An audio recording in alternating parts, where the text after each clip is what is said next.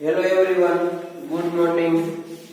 Last વિડિયોની વાત આપણે કરીએ તો લાસ્ટ વિડિયોમાં આપણે બોયલનો નિયમ એના વિશે સમજ્યા હતા અને જે મુખ્ય ત્રણ નિયમો હતા કે જે વાયુ છે એના ઉપર અસર કરતા પરિબળોની અંદર સમાવેશ થતો એવા રાશિ ઉપર આધાર રાખે છે, એટલે કે તાપમાન, દબાણ અને કદ.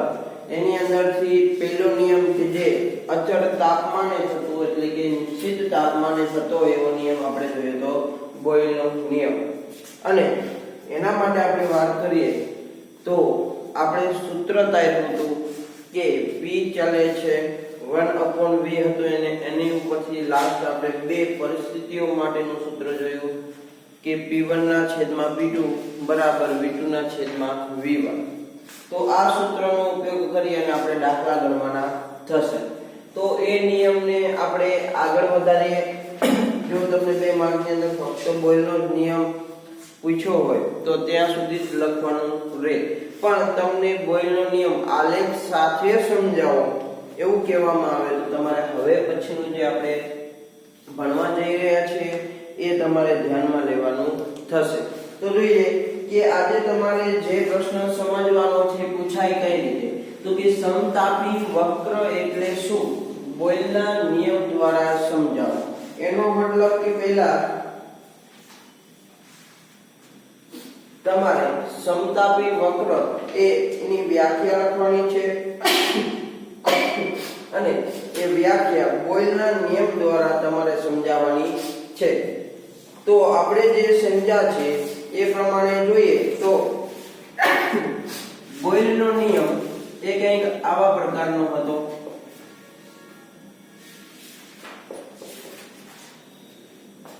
તો જો બોયલનો નિયમ કે જેના માટે આપણે શું લખેલું હતું કે P ચલે છે 1/v. તો આ નિયમનો ઉપયોગ કરી અને આપણે આગળ જે વ્યાખ્યા છે આપવાની છે અને આલેખો છે એ આપણે દોરવાના છે. તો પહેલા સમતાપી વક્ર કોને કહેવાય એની વ્યાખ્યા જોઈએ તો કે જુદા જુદા અચળ તાપમાન, જો તાપમાન અલગ અલગ પણ એ બધાય તાપમાન કેવા લેવાના છે તો કે અચળ, એટલે કે જુદા જુદા અચળ તાપમાને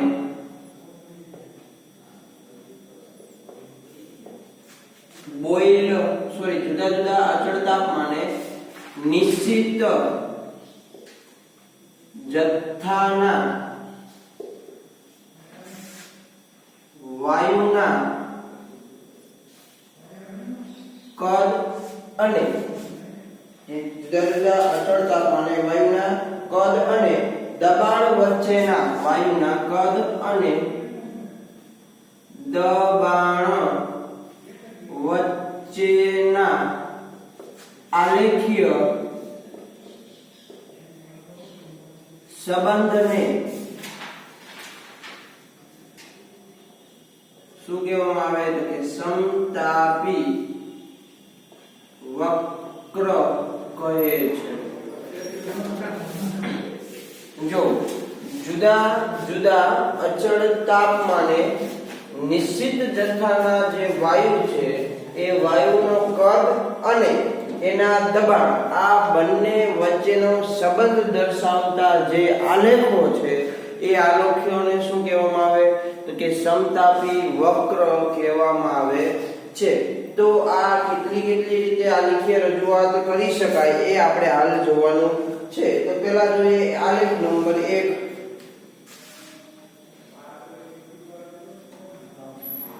આલેખ નંબર 1 કે જે આલેખ આપણે P વિરુદ્ધ V નો આલેખ આપણે જોશું, એટલે કે દબાણ અને કદ આ બંને વચ્ચે સંબંધ દર્શાવતો આલેખ છે એની આપણે ચર્ચા કરશું.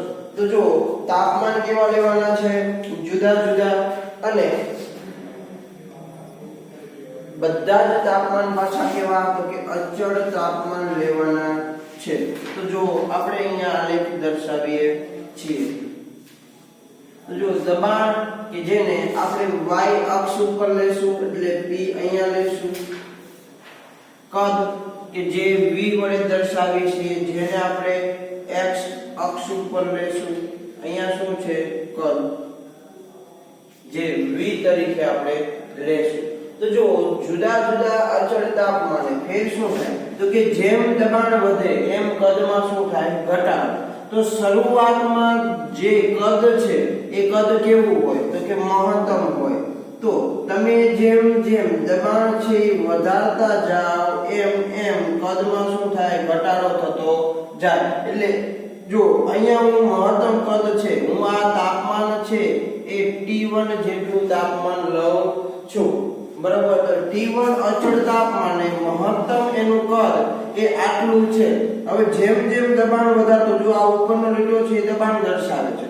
તો જેમ જેમ દબાણ વધારતો જઈશ એમ એમ હવરે કદ શું થતું જશે તો કે ઘટતું જશે ને એક સમયે મહત્તમ દબાણ કદ કેવું થશે ન્યૂનતમ થશે એટલે ટૂંકમાં દબાણ વધે એમ કદ છે મહત્તમ માંથી કેવું થતું જાય તો કે ન્યૂનતમ એટલે ઘટતું જાય છે એટલે દબાણના વધારા સાથે કદ શું થાય ઘટે છે T1 તાપમાને એવી જ રીતે T2 તાપમાને આપણે જોઈએ તો જેમ જેમ તમે તાપમાન કેટલું T2 દાખલા તરીકે T2 તાપમાને એનું મહત્તમ કદ આટલું છે તો તમે જેમ જેમ દબાણ છે વધારતા જશો એમ એમ આ તાપમાન T2 તાપમાને એ વાયુનું કદમાં શું થશે ઘટાડો થતો જશે બરોબર એટલે જો જેમ આ ઉપરનો એરો છે એ દબાણ દર્શાવે આ આડી લાઈન છે એ કદ દર્શાવે તો દબાણ જેમ વધશે એટલે તમે અહીંયાથી દબાણનું મૂલ્ય ચાલુ કરો દબાણ જેમ વધારતા જશો એમ કદમાં શું થતો જશે તો કે ઘટાડો થતો જશે પણ એટલે આ T1 T2 અને T3 શું દર્શાવે છે તો કે જુદા જુદા તાપમાન કે આ આલેખ છે પહેલો આલેખ જે બ્લેક પેન થી દોરેલો છે એ દાખલા તરીકે 10°C તાપમાને આપણે ફિક્સ તાપમાન લીધું કોઈ વાયુનું તાપમાન 10°C રાખ્યું ત્યારે એનું મહત્તમ કદ આટલું હતું એટલે અહીંયા જે દર્શાવ્યું છે ત્યાં હવે જેમ જેમ હું દબાણ વધારતો જઉં છું એટલે એના કદમાં શું થવાનો ઘટાડો થવાનો કારણ કે શું થશે દબાણ વધવાના લીધે આપણે બે પરિસ્થિતિ જોયેલી કે પહેલી પરિસ્થિતિમાં P1 જેટલું દબાણ હતું એટલે તમને V1 જેટલું કદ મળેલું અને એ જ દબાણમાં વધારો કરીને P2 જેટલું કર્યું એટલે કદમાં શું થયો તો ઘટાડો એટલે જેમ જેમ તમે દબાણ વધારતા જશો એમ કદમાં શું થતો જવાનો ઘટાડો થતો જવાનો છે તો આવી રીતે તમે જુદા જુદા તાપમાન એટલે આપણે હજી એક અલગ તાપમાન લઈએ કે ભાઈ T3 તાપમાને વાયુ છે દાખલા તરીકે આ કોઈ 40°C તાપમાને તો એનું મહત્તમ કદ આટલું છે તો જેમ જેમ દબાણ વધારતા જશો એમ મહત્તમ કદ છે એ ઘટતું જશે જેમ દબાણ વધતું જશે એમ કદ ઘટતું જશે ટૂંકમાં દબાણના વધારા સાથે કદમાં શું થાય છે ઘટાડો થાય છે તો આવી રીતે અહીં જે T1 છે એની કરતા T2 તાપમાનનું મૂલ્ય વધુ T2 તાપમાનના મૂલ્ય કરતા T3 તાપમાનનું મૂલ્ય વધુ થાય છે એટલે દબાણના વધારા સાથે કદમાં શું થાય ઘટાડો થાય છે એટલે આ પહેલો આલેખ હતો કે P અને V ના કદ સાથે અને દબાણ અને કદ ઉપર એ તાપમાન નિશ્ચિત તાપમાન પ્રક્રિયા કરો તો કેવી રીતે ઘટાડો વધારો થાય છે એ ચાલો હવે જોઈએ આલેખ નંબર 2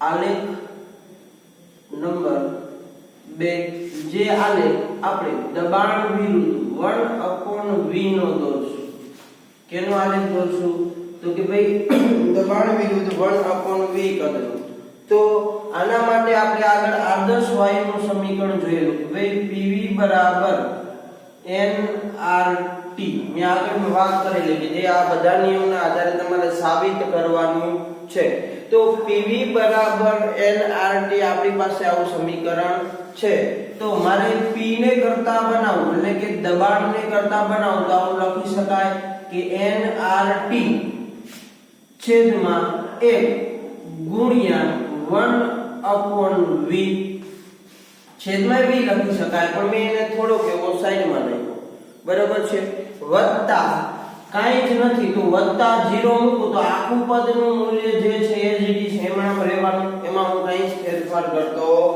નથી એટલે વત્તા જે મૂલ્ય છે તો એ જ એમનામ રહેવાનું છે. તો જુઓ હવે તમે આ સમીકરણને y બરાબર mx પ્લસ c એટલે જે સીધી રેખાનું સમીકરણ હતું એની સાથે સરખાવો તો શું થાય? તો કે y અક્ષ ઉપર શું આવવાનું? દબાણ p. x અક્ષ ઉપર શું આવવાનું? તો કે કદ v. અને જો m એટલે શું? ઢાળનું મૂલ્ય જે તમને nRT મળવાનું. અને c એટલે શું છે? આંતરછેદનું મૂલ્ય. તો જો આની અંદર બે બાબતો તમને જાણવા મળે. પહેલી બાબત શું? તો કે જે t છે એ અંશમાં હોવાથી t નું મૂલ્ય કયા અક્ષ તરફ ખસે? તો કે y અક્ષ તરફ શું થાય? ઢળતું મળે છે. જે આપણે કાલના વિડિયોની અંદર જોયું કે ઢાળની અંદર રહેલું મૂલ્ય જો અંશમાં હોય અને જો એમાં વધારો થતો હોય તો એ ઉપરની દિશા તરફ એટલે કે y અક્ષ તરફ શું થતું હોય? તો કે ખસતું હોય એટલે કે ઢળતું હોય છે. તો આના ઉપરથી તમે એક શું લખી શકો કે ભાઈ જો અહીંયા t નું મૂલ્ય જે છે એ t નું મૂલ્ય ક્યાં આવેલું છે? અંશમાં.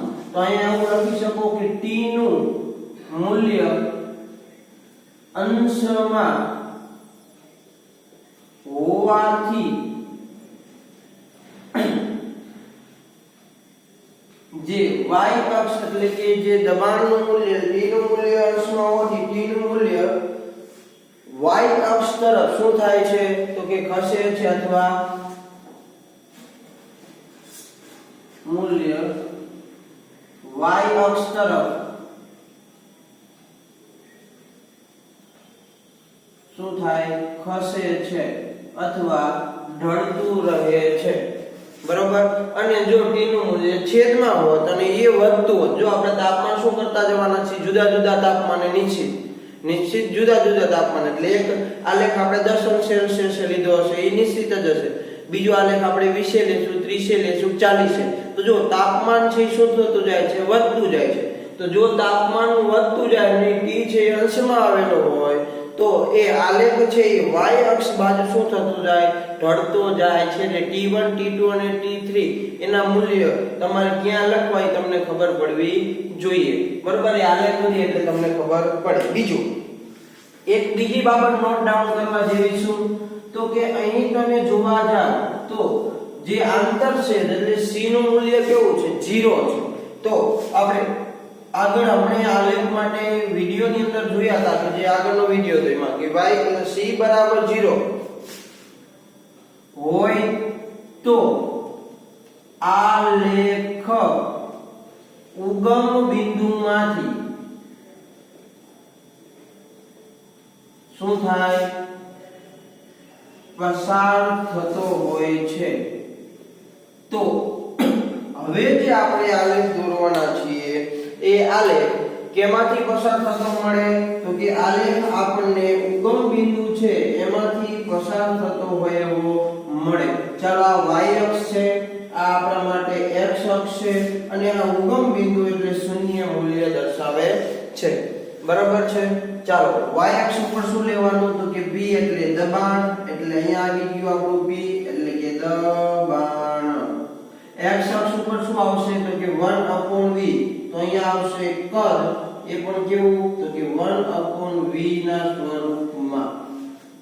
તો જો હવે જે આલેખ દોરવાનો થશે એ ફરજિયાત કેમાંથી પસાર થતો હશે? તો કે ઉગમ બિંદુમાંથી પસાર થતો હશે. એટલે હું આલેખ પહેલા દોરી દઉં છું પછી આપણે એને સમજશું.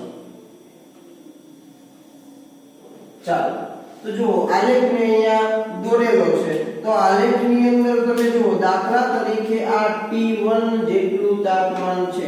કેટલું તાપમાન છે? T1 જેટલું.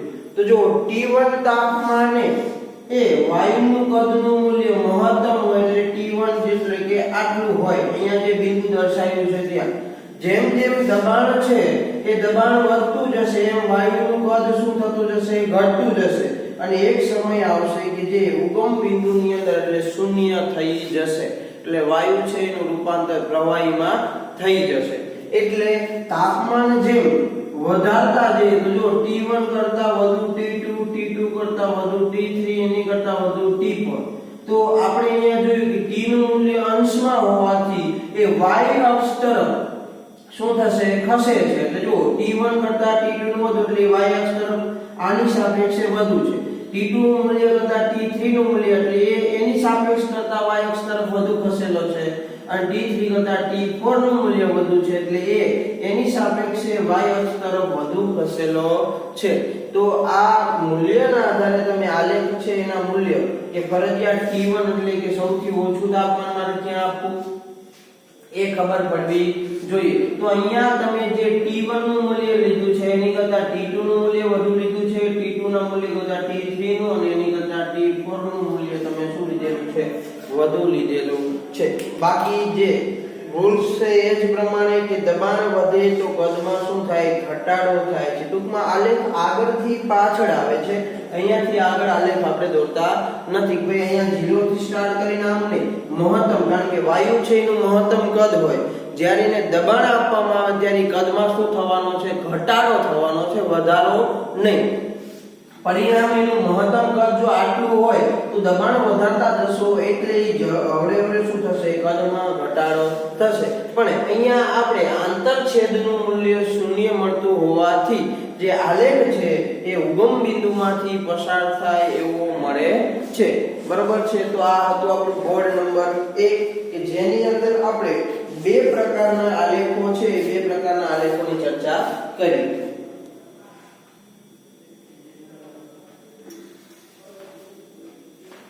તો હવે આપણે ત્રીજા નંબરનો આલેખ છે એ આપણે જોવાનો છે. તો બોયલના નિયમની અંદર 3 આલેખ છે એ આપણે જ્યારે તમને બોયલનો નિયમ 5 માર્કની અંદર કદાચ પૂછવામાં આવે તો તમારે એને એમ કે બોયલનો નિયમ આલેખ સાથે સમજાવો તો ફરજિયાત આ 3 આલેખ તમારે દોરવા જરૂરી છે. એટલે ખાસ આપણે આ આલેખ પણ યાદ રાખશું.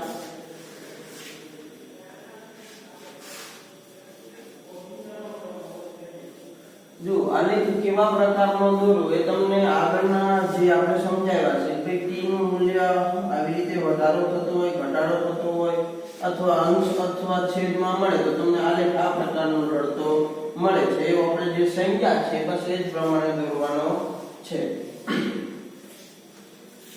ચાલો બોર્ડ નંબર 2 ની અંદર આપણે હવે આગળ ત્રીજા નંબરના આલેખ છે એની વિશેની ચર્ચા કરવાની છે. બરાબર છે. ચાલો આલેખ નંબર 3.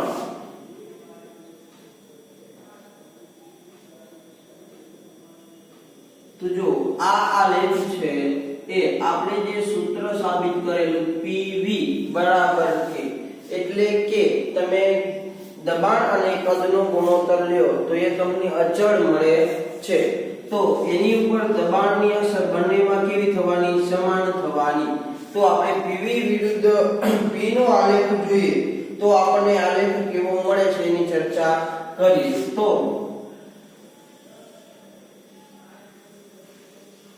એ આપણે જુદા જુદા અચળ તાપમાને લઈએ તો અહીંયા આપણે PV એટલે કે દબાણ અને કદનો ગુણોત્તર લેશું.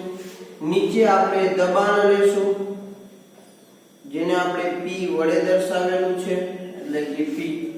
જો હું T1 જેટલા અચળ તાપમાને જો આ પ્રક્રિયા કરું તો T1 જેટલા અચળ તાપમાને જે PV નું મૂલ્ય છે એટલે દબાણમાં વધારો કરતા જઈએ તો જો T1 તાપમાને જેમ જેમ હું દબાણમાં વધારો કરું એટલે હવે જો દબાણ નીચે આવી તો જેમ જેમ દબાણમાં વધારો કરતો જાઉં એમ PV નું મૂલ્ય છે એ T1 તાપમાને કેવું રહે, અચળ. એટલે કે દબાણના વધારા સાથે અચળ રીતે શું થાય, એમાં વધારો થાય છે.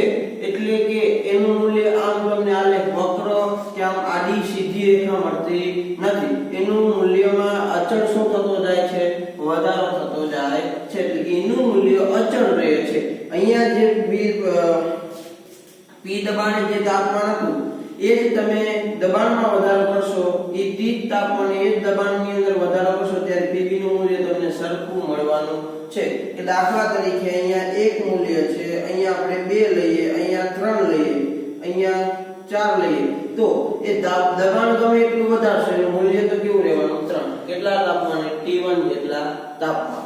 દાખલા તરીકે T2 તાપમાનની વાત કરીએ તો T2 તાપમાને જેમ જેમ દબાણમાં વધારો કરતા જશો એમ આલેખ આગળ વધશે પણ એના Pv નું મૂલ્ય છે કેવું રહેવાનું તો કે અચળ રહેવાનું છે. એટલે આ આલેખની અંદર જો T2 તાપમાન છે એનું મૂલ્ય T1 તાપમાન કરતા કેવું છે વધુ. એટલે તાપમાન બદલાશે તો Pv નું મૂલ્ય છે એ બદલાશે પણ એ મૂલ્ય દબાણ આપવા છતાં કેવું રહેવાનું અચળ રહેવાનું છે. એટલે જુદા જુદા તાપમાને Pv ના મૂલ્ય જુદા જુદા હોઈ શકે પણ એની ઉપર દબાણ આપતા જઈએ તો દબાણનું મૂલ્ય છે કેવું રહેવાનું અચળ રહેવાનું છે. ભાઈ ગમે એટલા દબાણે Pv નું મૂલ્ય કેવું રહેશે અચળ. તો આના ઉપરથી આપણે શું કહી શકીએ કે નિયત તાપમાને નિશ્ચિત જથ્થાના વાયુ નિયત તાપમાને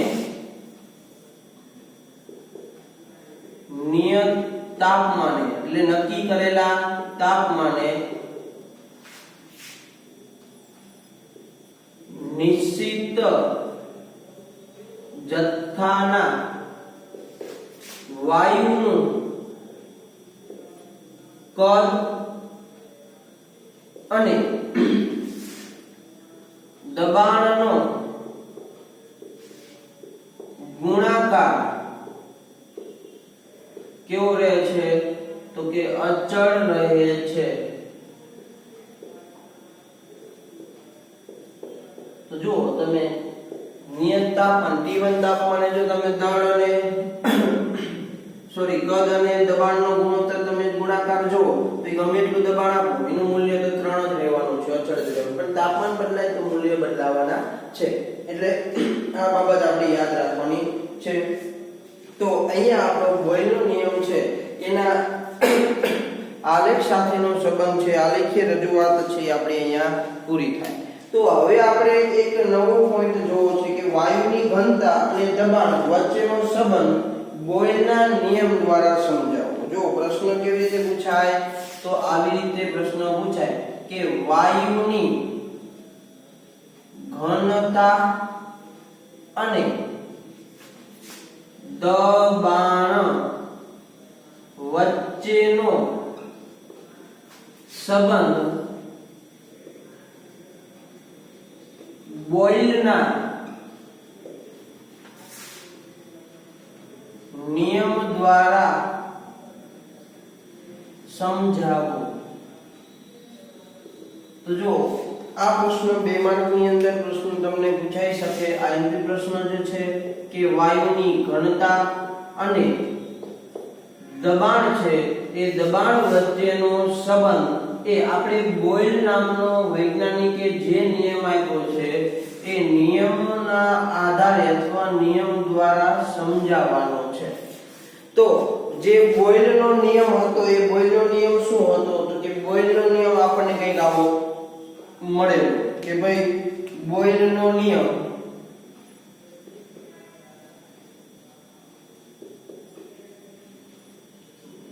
જેમાં એને સૂત્ર આપણને આવું આપેલું કે P ચલે છે 1/v.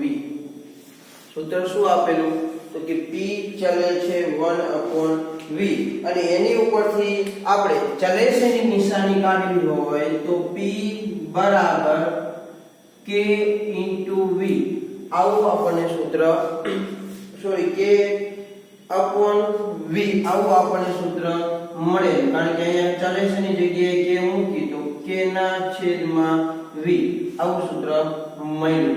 ચાલો આની ઉપરથી આવું લખી શકાય કે ભાઈ PV બરાબર k સમીકરણ નંબર 1 આપણે આને આપી દઈએ. રેડી? -1 માંથી શું લખ્યું છે સમીકરણ નંબર 1 આવું આપણે આપેલું છે. તો હવે જો મારે આની અંદર ઘનતા છે d એનો ઉમેરો કરવો છે એટલે એની સાથે સંબંધ દર્શાવવો છે. કોની સાથે? તો કે દબાણ અને ઘનતાનો સંબંધ તમને શું મળે છે એ તમારે જોવું છે. તો જો તમે અત્યાર સુધી ભણતા આવ્યા છો ભાઈ ઘનતા બરાબર શું લખાય તો કે દળના છેદમાં કદ. એનો મતલબ ઘનતાની નિશાની થાય સ્મોલ d, દળની નિશાની થાય m અને કદની નિશાની થાય v. આટલી વસ્તુ તમને ખબર છે. તો જો જે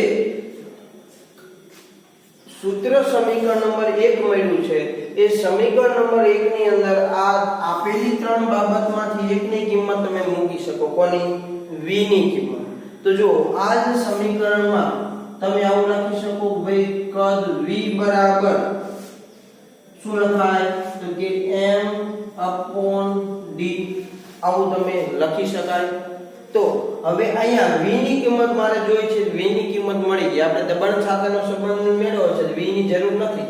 તો આમાં જો ઘનતા આવી ગઈ તો સમીકરણ 1 માં કોની કિંમત તો કે v ની કિંમત મૂકતા. તો આપણે સમીકરણ 1 ની અંદર v ની કિંમત મૂકવી છે. ચાલો સમીકરણ 1 શું હતું તો કે pv બરાબર k. તો જો આવું થાય pv m/d બરાબર k. આપણને આવા પ્રકારનું સમીકરણ મળે. એટલે આપણે એને આગળ વધારીએ બોર્ડ નંબર 3 ની અંદર કે કેવી રીતે આગળ સૂત્ર તારવું. તો જોઈએ કે અહીંયા સુધી આપણે પહોંચ્યા છીએ. v ની કિંમત મેં મૂકી દીધી છે સમીકરણ 1 ની અંદર. તો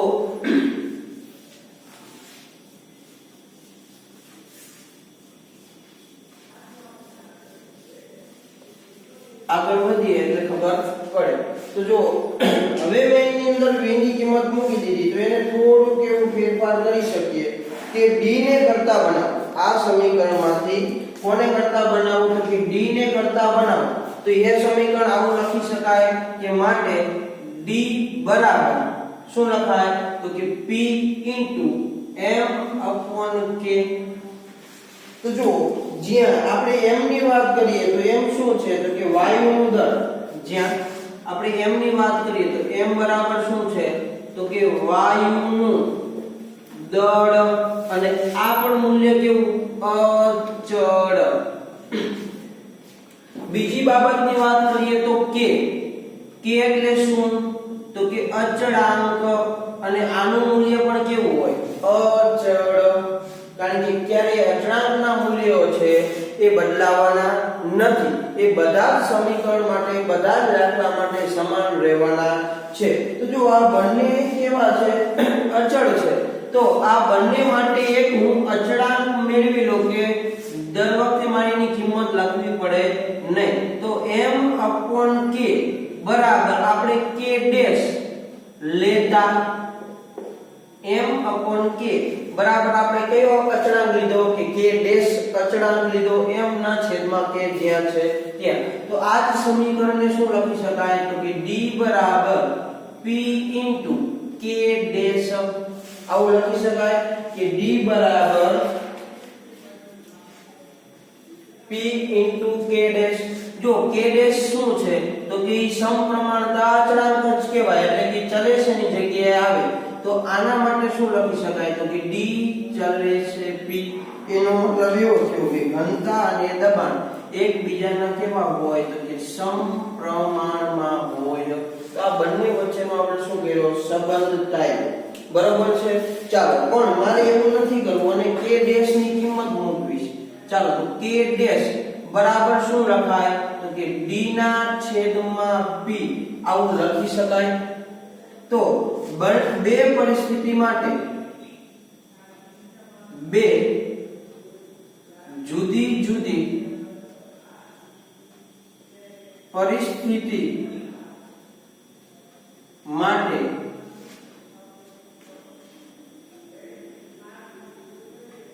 k ડેશ ની કિંમત તો આપણને આવી મળે કે ભાઈ k ડેશ બરાબર પહેલી પરિસ્થિતિ હોય તો d1 ના છેદમાં p1 અને બીજા માટે k ડેશ બરાબર d2 ના છેદમાં p2 આવી બે પ્રકારની આપણને કિંમતો મળે તો બંને કિંમતોને સરખાવતા હવે શું કરવું છે તો કે બંને કિંમતોને સરખાવતા જો આપણે જેમ ઓલાની અંદર બોયલના નિયમમાં કરેલું પરિસ્થિતિ નંબર 1 એમાં દાખલા તરીકે એવું લખેલું કે P1 જેટલું દબાણ અને V1 જેટલું કદ તો એવી જ રીતે આમાં એક પરિસ્થિતિ માટે D1 જેટલી ઘનતા અને એના માટે V1 જેટલું દબાણ કેના ઉપરથી આ સૂત્રની અંદર ખાલી મેં પરિસ્થિતિ પ્રમાણે D1 અને P1 કીધા એવી જ રીતે D2 અને P2 કીધા તો હવે તમને આવા બે પ્રકારના k ડેશ ના સૂત્ર મળે જે ઓલા કણે k ના મળતા તો આ બંનેને તમે સરખાવો એટલે તમને કંઈક આવા પ્રકારનું સૂત્ર મળે કે D1 ના છેદમાં P1 બરાબર D2 ના છેદમાં P2 તો જો ક્યારેક દાખલાની અંદર તમને ઘનતા આપેલી હોય અને ત્યારે દબાણ માંગ્યું હોય તમારી પાસે તો તમારે આ સૂત્રનો ઉપયોગ કરવાનો થાય આને તમે સાદી અને સરળ ભાષામાં પણ લખી શકો છો એટલે કે તમે આને આવી રીતે પણ લખી શકો D1 P2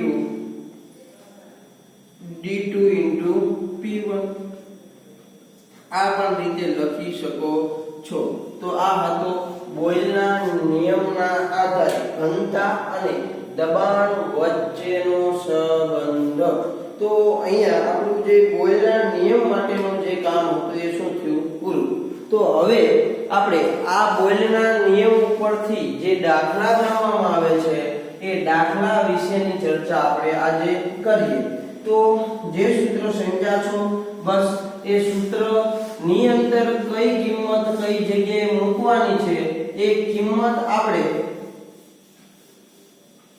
રકમમાંથી ગોતતા શીખવાની છે તો જો બોર્ડ નંબર 3 ની અંદર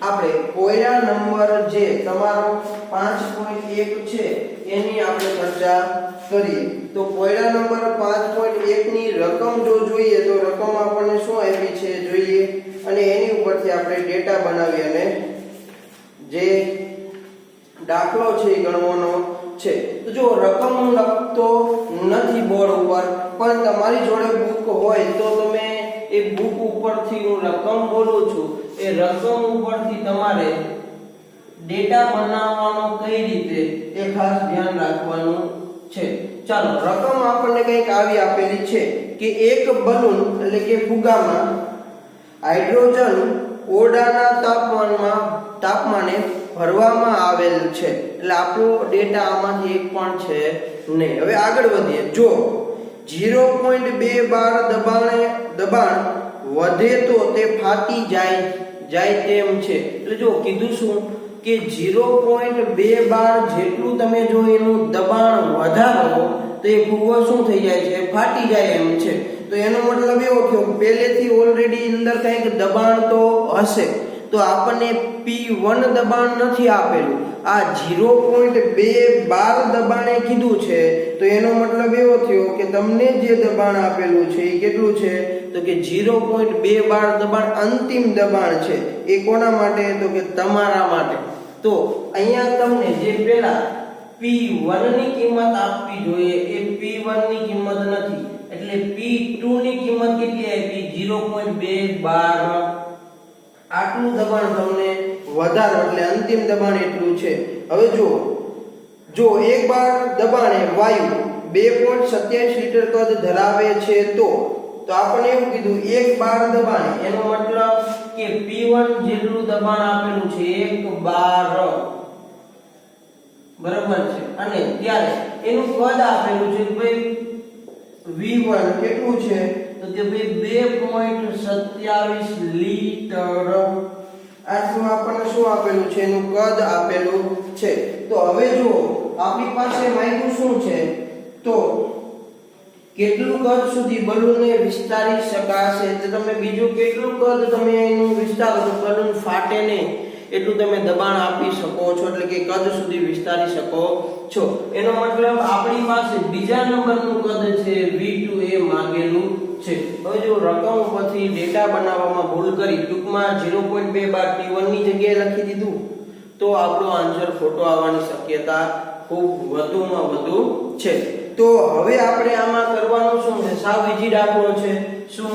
તો કે બોયલના નિયમ પ્રમાણે